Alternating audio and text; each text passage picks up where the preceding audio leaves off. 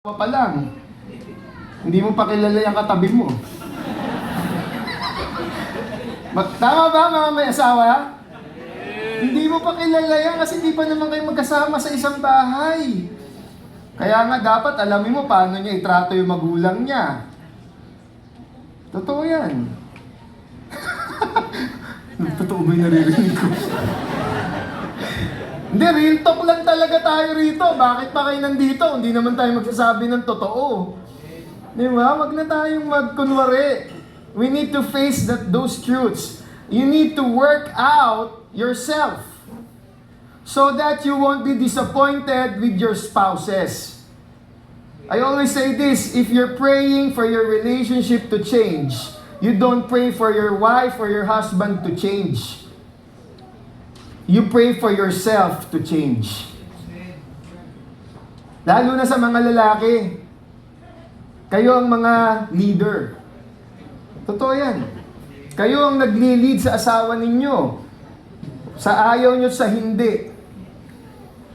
Kung kahit gaano kakulit yung asawa nyo, kahit na gaano katigas ang ulo niyan, pag kinausap kita, ikaw ang pagagalitan ko. Ikaw ang nasabihan ko, anong ginagawa mo bilang asawa? No, hindi ko sa kinakampihan yung mga babae, Hindi ko sinasabing laging tama ang mga babae. May gino-joke natin yan, di ba? Na lagi sila yung tama, lagi tayong mali. No? The women are always right. And you know what? Because sabi din ng Bible, they are the weaker vessel. Di ba? Tayo, okay lang tayo Diba? Pero again, I wanted to direct your attention to the point that when you invest in a relationship, specifically in a marriage relationship, you must embrace the truth that I must change with the decisions that I will make. Not to make the wives grow their heads or make their heads bigger, pero gusto ko maintindihan natin that we have specific roles. We cannot cover all of those things, no? Mahabang proseso to. Hindi siya makukuha ng isang overnight retreat lang. It's a lifetime journey of understanding and growing your love on the decisions that you will make every day of your life starting today. That you will make decisions for the good of your spouse. Because when your spouse is okay, it will be better for you too. You make it easier for your wives to submit to you. And the wives also, you make it easy for your husbands to love you. Huwag naman kayong magpahirap din naman, ano? Minsan lang, hirap nyo rin naman kausap talaga din Ang gugulo nyo rin kausap Di ba, totoo ba mga men? Yes! O, yun mas malaki. Yes, kakampi ko rito. Yan. Minsan magulo rin kausap no? Yung sinabi sa'yo, bahala ka. Hindi naman, bahala ka. Anong ibig mo sabihin? Yes or no ba yun? Bahala ka. Hulaan mo ngayon. Di ba lagi, napapansin nyo, nanguhula ka minsan? Ano nga yung sinabi ng asawa ko? Ayad kaya siya doon sa gagawin ko? Sabi niya lang, bahala ako Di ba? Pag gano'n ang mga sagot ng asawa mo, di mo maintindihan di ba? Ano yung huwag na lang. No? Huwag ka nang, kaya ang secret doon, mga lalaki, stop. Umuwi ka na. No, maniwala kayo sa akin. Marami na akong trouble sa buhay na huwag niyo na akong gayahin. Diba? So, there are so many things in our relationships that, we don't understand right away. Diba? Kaya dapat lagi nating mag-alalayan tayo. You need to journey with your spouse. You need to hold hands together. We will make a decision tonight. Okay? Magde-decision tayo. Very simple. And I don't wanna make it too complicated for you guys. Komplikado na yung buhay ninyo You are living your life, you're building your family. Let's make it simple. The basic truths of how we can strengthen our relationship with one another. Okay lang ba yun? The title is Hello Love palagi. How can we make those choices? Intimacy that lasts. Choosing love every day. You have a choice. Sabi mo sa asawa mo, sa katabi mo, we have a choice. We have a choice. Sabi mo, napili na kita. Wala ka nang magagawa.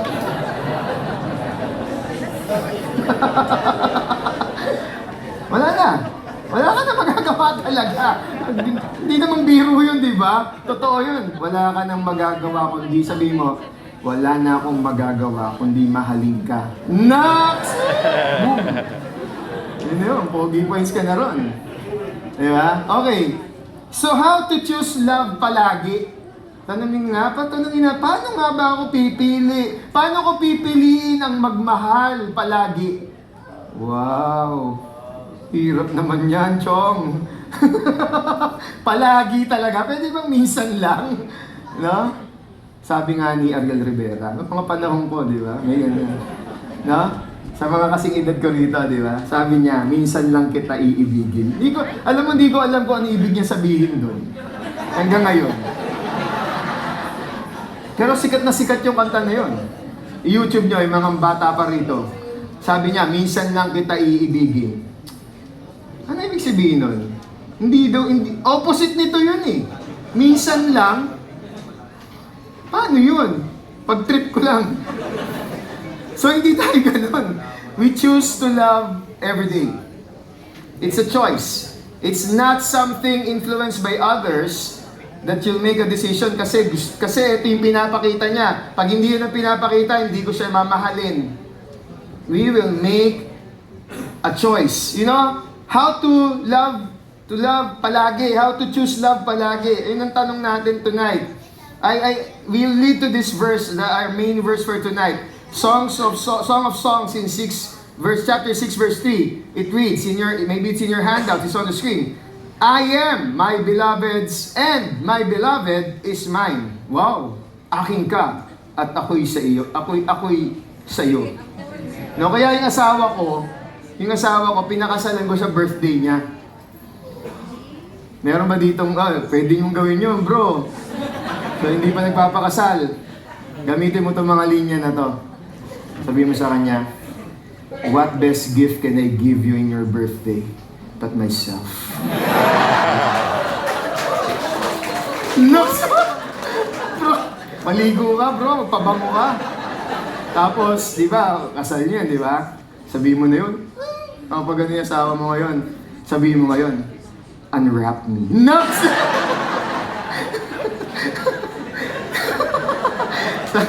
Mag-aasawa naman na kayo rito, di ba? Pero pwede nyo pa rin gawin yun.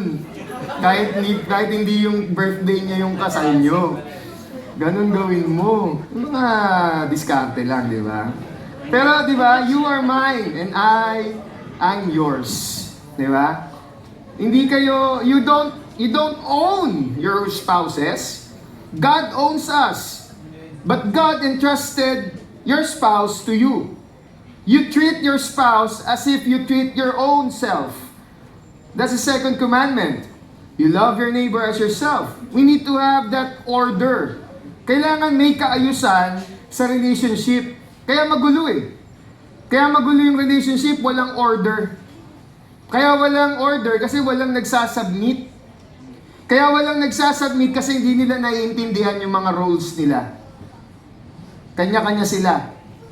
Right? Kaya you need to invest time in being that expert. Kailangan maging expert ka ng asawa mo. Ikaw yung expert sa kanya. Talagang alam mo siya kung kailan siya mainit ang ulo. Alam mo kung kailan umiinit ang ulo mo. You have to practice self-awareness, mga kapatid. You have to choose to understand that this person that I love, that I said I love to in the past, or is the same person that I need to say I love you every day. Because I am my beloved's and my beloved is mine. There's that mutual understanding that you are only effective. I am only effective as a person because of you. We need to settle that. Hindi na, wala ka ng panahong magkumpara. Sabi mo sa asawa mo, tigil mo na yung pagkukumpara mo. Oh, totoo yan. Hindi nyo sinasabi minsan yan, pero nagkukumpara tayo. No? Kaya naman, yung iba gusto magka-abs, gusto magkaroon ng malaking katawan. Kasi mga babae naman, di ba, pag nakakita ng ano, kayo rin naman eh. Hindi lang namin kayo sinisita eh. Ang lakas yung manita eh.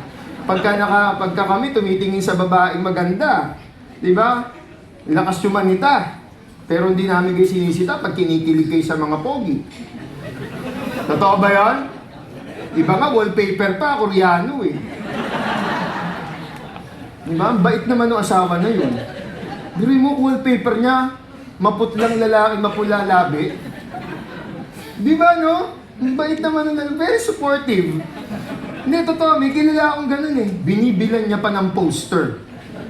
No? Ang bait naman niya. No? Pero hindi ko gagawin yan. No? You see, you need to understand those things. No? Now we need to settle that truth. That I am my wife's beloved, and she is my beloved, right? So, we need to understand the context of love. Bakit tayo nagmamahal? Bakit may kakayahan tayong magmahal? In 1 John 4:19, this is a very popular verse. You know this. Ilang beses nyo na ito nababasa, right? We love because First love us. alam nyo na, di ba? Memorize nyo na. That there's the decision to love is coming from that truth that God loved us first. Kaya lang nating magmahal kasi meron tayong pagmamahal na nag-grow from God. It's a growing relationship that we have from God. We cannot accomplish the role, the task, if we ourselves are not growing in our intimacy with God. This talks about intimacy. That verse, Song of Songs 6:3, is an intimate verse. Akin ka lang, parang ganun yung sa Tagalog. Walang iba. Diba? Walang iba. There's that intimate, close, growing relationship, exclusive. There's an exclusivity. When you have an exclusive relationship, wala kang hindi ka maapektuhan ng ibang tao. God desires an exclusive relationship. No other gods but me. For I am a jealous God. Tama ba? Same with your relationship. Dapat walang pinagseselosan ng asawa mo sa'yo. No? Sino ang una mong hinihimas sa umaga? Pagising mo. Cellphone. Meron akong kilala, ang una niyang nililips to lips, yung manok. Meron pa bang ganun ngayon? No? May hawak na yung kape eh. May pausok na yan. Hihimasin niya na yung manok niya. Bubugahan niya na yun ng usok. No? Pero yung asawa niya, di niya mahalikan. No? Manok lang yon. Yung iba dyan, sino? Ano hinihimas niyo? Cellphone. No? Totoo ba? Subukan niyo. Yapusin niyo yung asawa niyo pag umaga. No? Hindi, kasi nga nag-away kayo kagabi. Hirap na mayapusin, pastor. Gusto ko nga sakalin eh. Yayapusin ko pa. Diba? Gusto ko nga tabunan ng unan sana, pastor eh. Ang bigat mo naman, pastor. Diba? Unahin niyo yung asawa niyo. Invest time. And that can only happen if you will make the right choices in life. Hindi niyo po magagawa yon if you're not growing in your intimacy with God. There's no way that you can love someone. That's why the marriage is the best relationship to understand true love. Kasi dito nyo makikita kung gaano talagang sacrificially love is. Love is sacrificial. That you will decide to let go of yourself. Unahin mo yung kabiyak mo. Until you reach that point, it won't work. I tell you. Until you let go of yourself, it will be difficult for you to love your spouse. Because you will think about your own benefits rather than your spouse. I've counseled a lot of couples. There's always one thing in common. They don't want to humble themselves. There's always pride. Laging nagtuturuan. It's kasi siya eh. Kasi siya. Kasi siya. Nakalimutan niya tingnan yung kasi nga pala ako. It's us also. Right? And it won't happen if we will not confess this relationship first with God. That's why I always tell couples sa mag-aasawa, magpapakasal pa lang, if you are not growing in your relationship with the Lord, do it first before you get married. Because ang gagawin mo, you will wait for your spouse to satisfy you.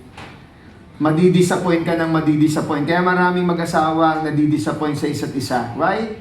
Because they're waiting and expecting something from their spouse.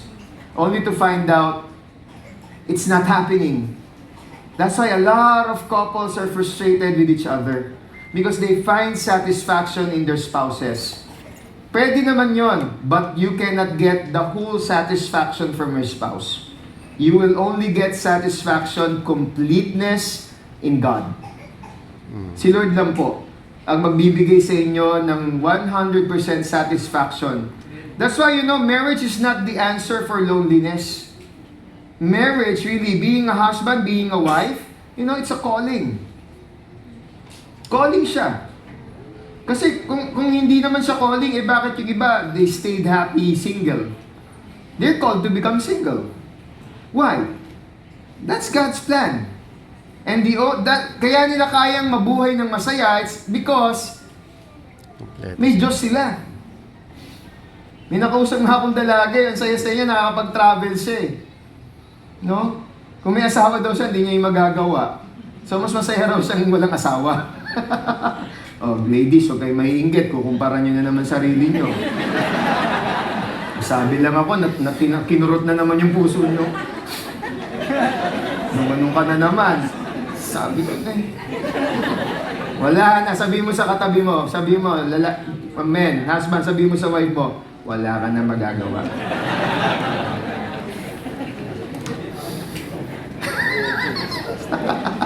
Ganyan tayo eh, no? Pag may naririnig tayong masaya, na tatamaan yung lungkot mo, kaya ganyan kayo. Pag nakakarinig kayo ng masaya, nagta-travel, nasa IG, ang saya-saya nila, ikaw naman, lalo ka lumulungkot.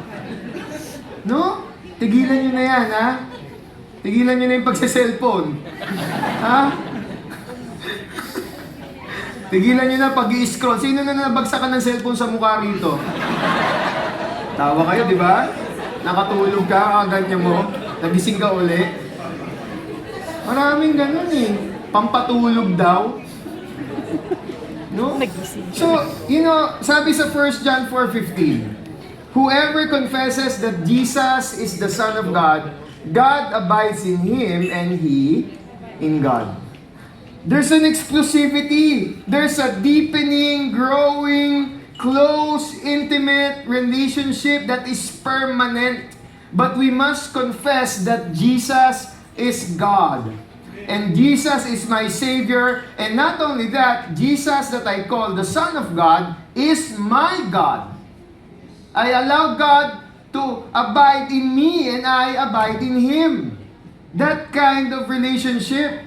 Hindi siya yung parang, okay lang, I'm a Christian, member ako ng CCF, ma-attend ako ng CCF, pag gusto ko, pag libre ako. It must be a serious decision with God. Remember this, you must take your relationship with God seriously. Kung gusto niyo po ng maayos na pagsasama. But again, you don't take yourself seriously. You get the point? Huwag kang masyadong seryoso sa sarili mo. Kasi ang susunod yan, magiging legalistic ka. Lahat ng mali ng asawa mo, makikita mo, alam nyo, sinasabi ko to kasi may pagkaganon po ako dati. Kasi po, pastor ako eh. Ang hirap kasi pag pastor ka, di ba, nagpipreach ka. Tapos, sasabihin ng iba, asawa pa ng pastor yan. Ganyan, ba't ganyan sila? Di ba ngayon ikaw naman, iisipin mo, maayos ka nga. Di ba? Asawa ka ng pastor, di ba? May ganun eh. Minsan kayo ganun din. You tend to put pressure on your wives. You tend to put pressure on your husbands. Take your relationship with God seriously. Put the pressure on yourself. How to become a better husband and how to become a better wife. With that, you help your spouse grow closer to God. Naintindihan niyo ba yon? Hindi yung pinapressure niyo siya maging close kay God. I-pressure niyo muna yung sarili ninyo bago kayo mamuna. Punahin niyo muna yung sarili ninyo bago niyo pintasan yung asawa ninyo.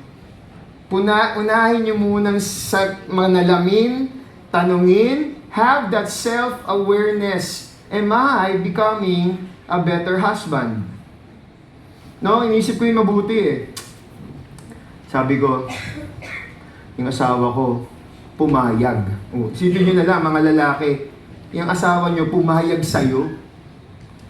8 billion po tao sa mundo eh. Sa 8 billion, wala ka nang choice yan ha? Hindi. Diba? Hindi, isipin mo lang. Oh, sige na, 115 million na lang. Ang dami naman ng 8 billion eh. Sa Pilipinas, meron pong 115 million na tao. No? Imagine mo yun. Tapos 15 million doon nasa Metro Manila. O yung iba nasa Angono. Sa barangay nyo, may 100,000. Imagine mo, may 100,000 lalaki ron. Ikaw ang pinili ng asawa mo. Isipin nyo mabuti yan, mga husbands.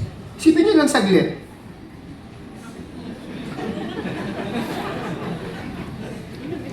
Ikaw, ang hirap isipin, ano? Pero nagigets nyo ba yung sinasabi ko? Pinili ka na niya eh. Sinagot ka na niya, pinakasalan nga, binigay niya na yung sarili niya sa'yo. Pasawahin mo pa? Ha? Ano bro? Pinagre-reklam. Bro, patawag yung security guard. Pag-iwalayin mo muna dito yung... Nagigets nyo ba yung point ko? Magpasalamat kayo na ito, asawa ko to. She could have lived a better life. No, iniisip ko yun eh. I'm not saying mag-self-pity kayo. Huwag naman ganon. Sinasabi ko lang na you live with the reality. Ipagpasalamat mo sa Diyos, this woman who could have chosen somebody else decided to live with me despite of me. Ang point ko, hindi mo pwede pamukha sa asawa mo parate na buti nga, pinakasalan kita eh.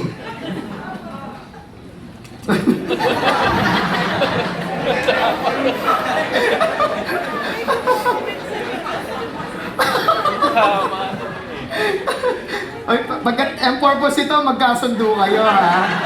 Hindi kayo magkaaway-away ha. Baka mamaya marami na maghihiwalay sa Angono after nito.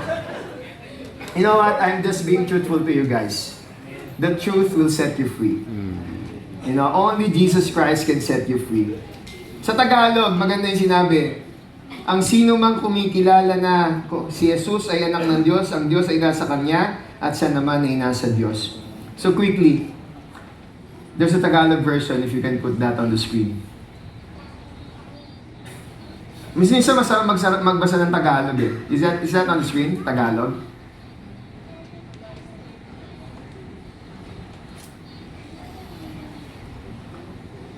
Yan. Okay. You know, kinikilala mo ba si Jesus bilang iyong Diyos ngayon?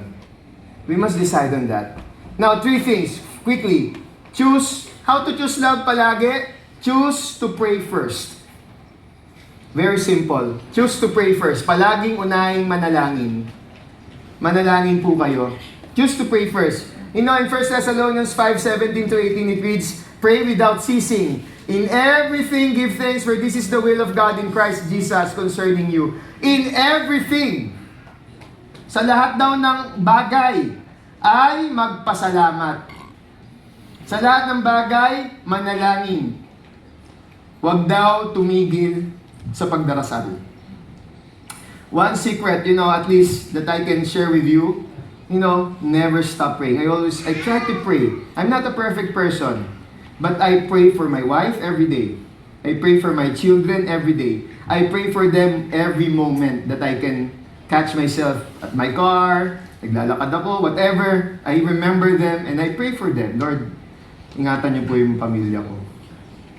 Help me to become a better father, a better husband to my wife.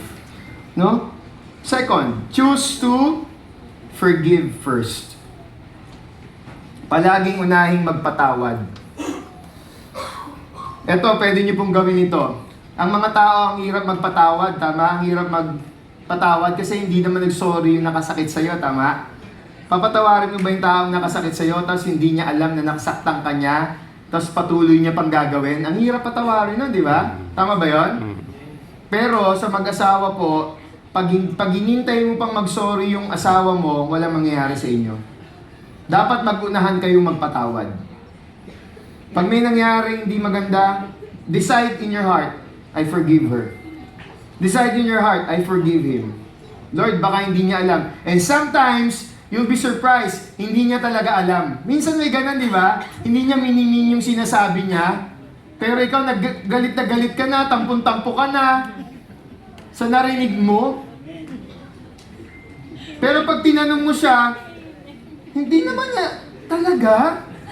Bakit ka nagagalit sa akin? Hindi yun yung ibig ko sabihin. Ako, yan ang trabaho ng demonyo. Ilubog kayo, ilugmo kayo sa galit.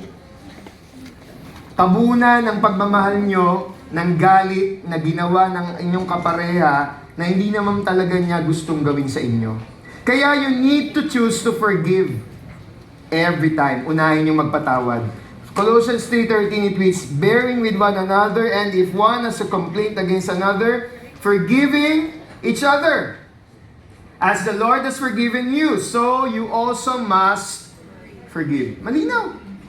Magpatawaran daw, kagaya ng pagpapatawad na binigay ng Diyos ng Panginoon sa inyo, so you also must forgive. Kaya, kayo'y dapat na magpatawad. Kaya hindi ka nagpapatawad minsan, maybe you haven't realized the forgiveness that you are enjoying now from the Lord. Akala mo kasi okay ka na. Akala mo kasi wala kang ginagawang mali. Remember this, kahit na tingin mo mas maraming mali ang asawa mo, which could be true by the way, pwedeng totoo yon, mali talaga siya. Pero tandaan po natin, pinatawad lang din tayo ng Diyos. We are all recipients of the grace of God. And that grace has a purpose to share it with your spouse. Kaya wag po natin ipamukha sa asawa natin, di ba, sinabi ko na nga sa'yo, kung nakinig ka lang, ayan, mga linyahan yan eh. Di ba? Kung nakinig ka, edi sana, nakita mo, mga ganyan mga linya. No? Mali na, pinamukha mo pa, pinahiya mo pa. Kita mo? No. Galing sa ilong pa yon. Kita mo? Na, ang bigat eh, no? Pag may nagkamali, Yakap. unahin natin magpatawad. Alam nyo, sinasabi ko po ito, in a way, joking in a joking manner. But I tell you, I'm also learning this. Alam nyo, sa loob yung asawa ko, sa atin na lang. No, may isang moment, meron siyang makeup artist kasi yung asawa ko eh. Dati taga Laguna kami. Ang kliyente niya sa Cubao. May naiwan. Eh, nakalagpas na kami ng toll gate. Importante yung balikan. O ba, balik kami. No? Eh, ako pa naman, ang weakness ko, yung may naiiwan.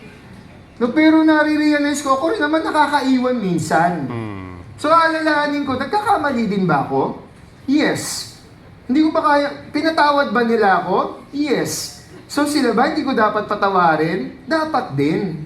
Naintindihan nyo ba to? Dapat makita natin na tayo'y pinatawad ng Diyos. Kaya dapat magpatawad kayo agad. Choose to forgive first.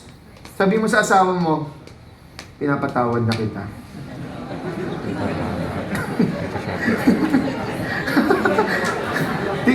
Grabe kayo. Hanggang ngayon, di pa kayo makapagpatawad.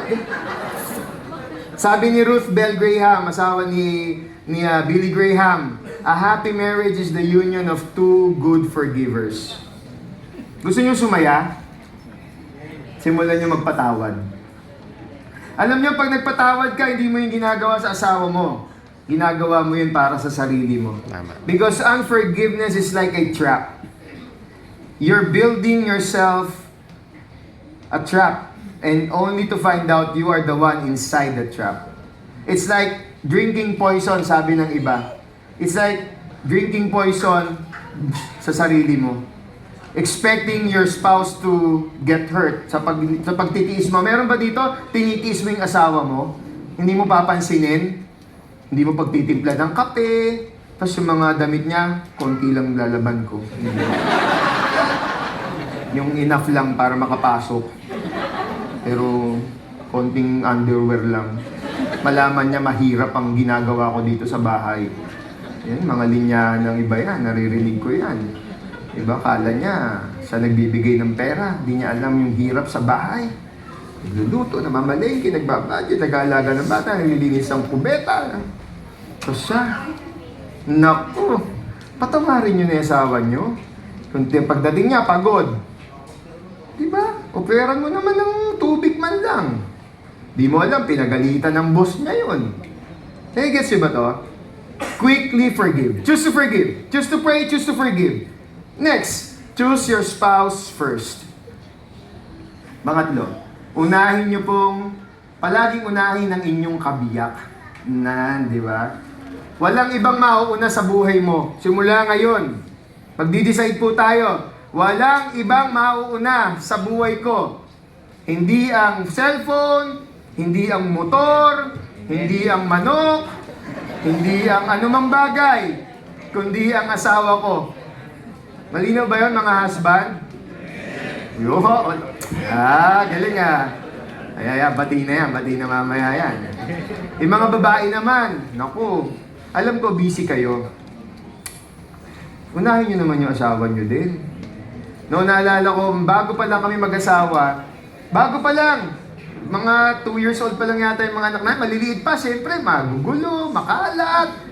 One time, pagdating ko galing opisina, pagod na pagod ako. Yung, alam mo yung pagod ka na isang araw na patampata ka, biyahe, maraming trabaho. Pagdating ko ng bahay, yung asawa ko, kapambahay siya. Gabi na eh, mga alas 6, alas 7. Tapos medyo hulas pa siya. Siyempre nga, galing sa paglilinis, hindi masyadong ayos yung itsura ba? No, sabi ko sa kanya, hindi ko sugar. Tawag ko sa asawa ko sugar.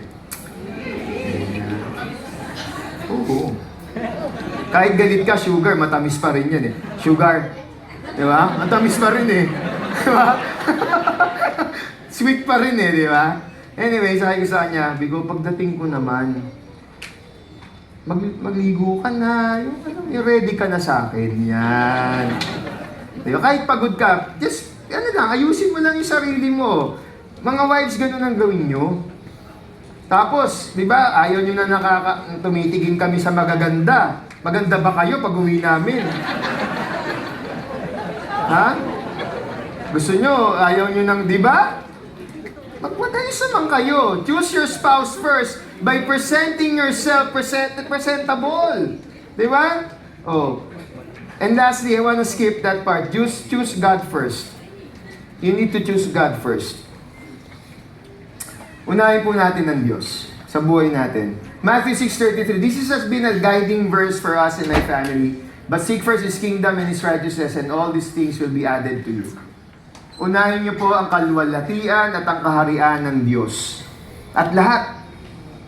Hindi po to instant na pag sinabi mo, unahin kita God, everything will be perfect. Hindi po ganun. It doesn't work that way. Again, we are 24 years in our relationship. It's a daily decision. It's choosing God every day. Choosing God palagi. Choosing love palagi. Choosing to pray palagi. Choosing to forgive my spouse palagi. And choosing God palagi.